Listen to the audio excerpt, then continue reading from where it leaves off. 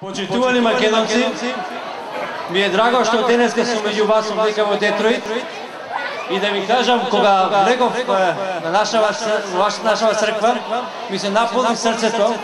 Прво да ви честитам како хубаво сте го направиле целиот овој комплекс овдека и стварно е како да влагаме во светско место. Да ви пожелам да продолжите и понатаму да работите и да се организирате овака. Дозволете, јас овдека ми е веќе во Америка сум 5 месеци, меѓутоа втор пат како сум овде меѓу вас во Детройт. И кога дојдов пред 4 месеци, тоа беше мојот втор месец во Вашингтон тука, се сретнав со дел од вас и дел од вас ми поставија две барања. И сега сум среќен што можам да ве информирам дека и двете барања што ги поставивте сме на пат целосно да ги решиме.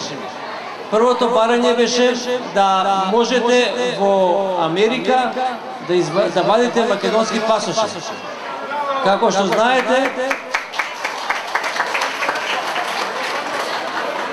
знаете, во Македонија се воведе од мај месец нова техника на биометрички пасоши со кои што треба се земаат електронски податоци. Владата на барање на амбасадата и разговори со премиерот и министрот за внатрешни работи и министрот за внатрешни работи донесе одлука во почетокот од мината година да купи мобилни станици за да може овдека во конзулатот да ви бидат земени неопходните податоци за да после ви се издадат македонски пасоши. Тоа е првата работа, а втората работа за која што разговаравме е да вие македонците од диаспората да имате своји представници во парламентот и право да гласате. Владата на Република Македонија на минатата седница, сигурно некои од вас и слушнале од Македонија, донесе одлука да тројца пратеници се бираат еден од Америка, еден од Австралија и еден од Европа.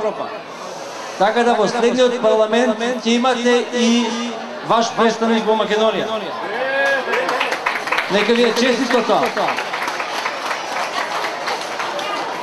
Инаку, накратко би сакал да ви информирам кои се приоритетите во Македонија и што се случува во регионот. Како што знаете, очекуваме следната година во април месец да добиеме покана за членство во НАТО и земјата во која што вие живеете, Соединените американски држави, има најголемо влијание. За сега администрацијата во Вашингтон доста ни помога и е на наша страна. Се надеваме дека и останатите 25 членки ќе успееме да ги убедиме дека Македонија треба да биде поканета и дека следната година кога ќе дојдам овдека на оваа прослава, ќе дојдам како амбасадор на земја кандидат за членство во НАТО.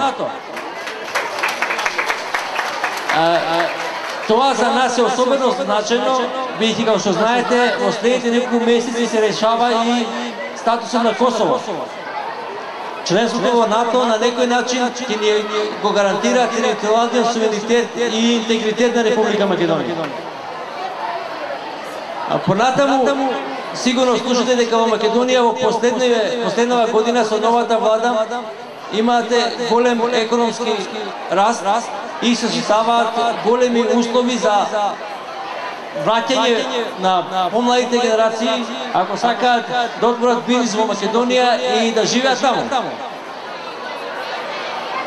На крајот би сакал да ви се заблагодарам и да ви пожелам пријатен ден, пријатни богородични празници.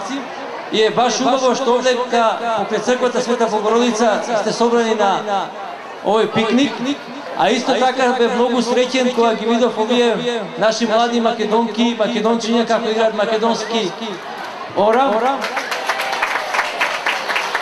Да им пожелиме и понатаму да тоа така не задоволуваат со убавите игри.